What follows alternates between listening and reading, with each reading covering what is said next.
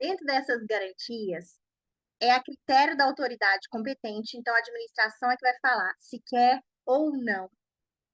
Tem que ter previsão no edital, ou seja, o licitante vencedor não pode ser surpreendido na hora de assinar o contrato. Ah, vai ter que prestar garantia? Eu não sabia, eu não tenho como prestar. Então, lá no edital, tem que ter essa determinação e pode ser utilizado em contratações de obras, serviços e fornecimento. A garantia aqui é uma situação extraordinária, porque aqui a lei vai deixar o contratado fazer alguma coisa. Aqui o contratado, ele poderá optar, lá no momento da celebração, por uma das seguintes modalidades de garantia. Pode ser caução em dinheiro ou títulos da dívida pública, ele que vai escolher, o contratado.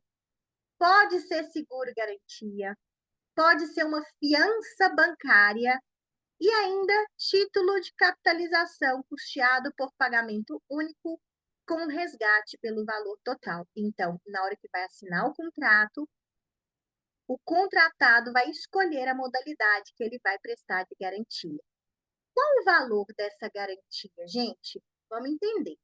Regra geral, para obras, serviços e fornecimentos, a garantia poderá ser de até 5% do valor inicial do contrato, autorizada que essa garantia chegue até 10%, mediante uma justificativa de análise em razão da complexidade técnica e dos riscos envolvidos.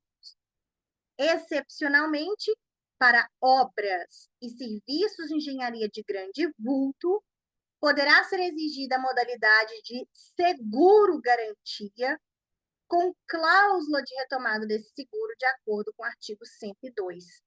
E aí o percentual pode ser de até 30% do valor inicial do contrato, que é um valor altíssimo. Olha só, gente, 30% do valor do contrato. Por isso que já tem que estar previsto lá no edital. Porque às vezes a empresa ela não terá condições de ofertar essa garantia ou contratar o seguro garantia, se foi ali exigido pela administração. Prestou a garantia. Vamos supor que foi caução em dinheiro. A empresa deu uma caução em dinheiro que ficou retida pela administração pública. Se teve a fiel execução do contrato e o contrato foi encerrado por culpa da administração, ou foi encerrado por culpa da administração, devolve a garantia ou então ela será liberada, se foi um título. Nos contratos que impliquem a entrega de bens pela administração, a esse valor da garantia, eu vou ter que acrescentar o valor deste bem. Exemplo, município do interior é muito comum ter zona rural, igual no município de Luz, tem a zona rural muito grande, várias fazendas, vários sítios. E aí tem a rodovia principal e as estradas de terra. E aí vamos supor que a administração do município contrata uma empresa de engenharia para melhorar essas estradas de terra. O município, como isso é um serviço frequente que todo ano acontece, o município tem trator, tem escavadeira, tem ali caminhão. E aí, para a contratação ficar mais barata, o município fala: empresa, não precisa se preocupar com esses equipamentos que eu vou te emprestar. Então, no contrato que implica entrega de bens pela administração, no valor da garantia, o valor desses bens deverão ser acrescidos. São 3 veículos, aí coloca lá qual que é o veículo, qual é o equipamento, o valor de mercado, e aí a empresa tem que fornecer. Por quê? Porque se a empresa, ao final, não devolve, a administração usa o valor da garantia para comprar um novo. Faz todo sentido.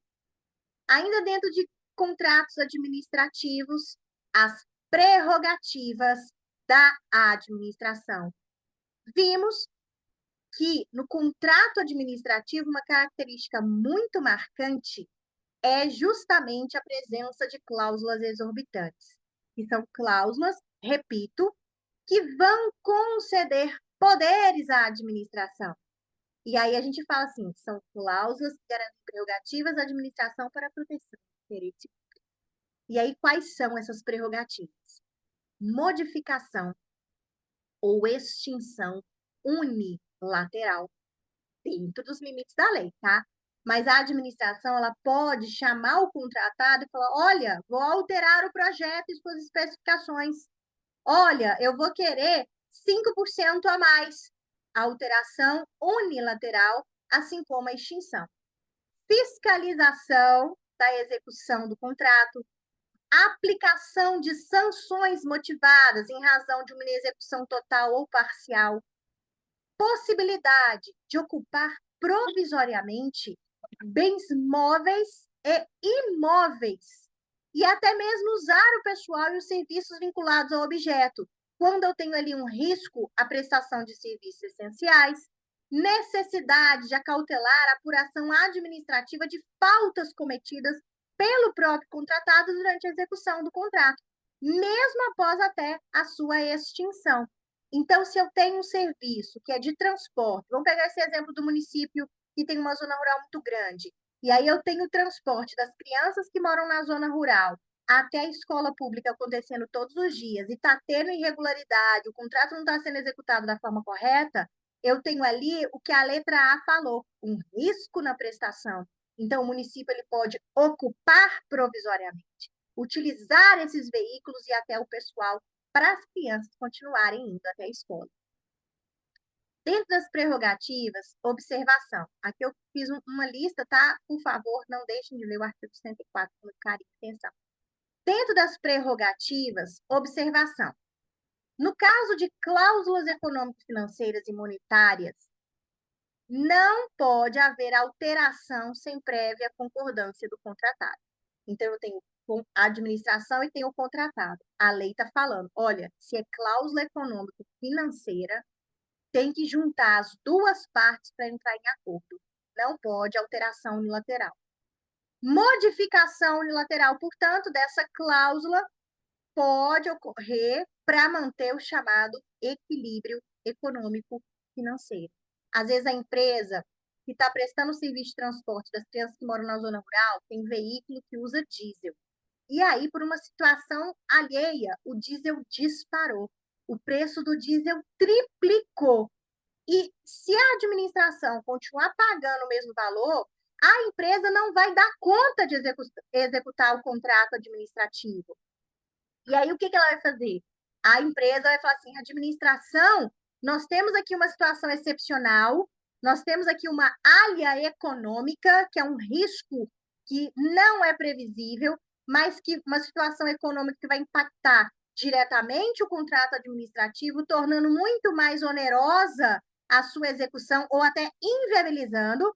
E aí, nesse caso, a gente vai ter que restabelecer o equilíbrio econômico-financeiro do contrato.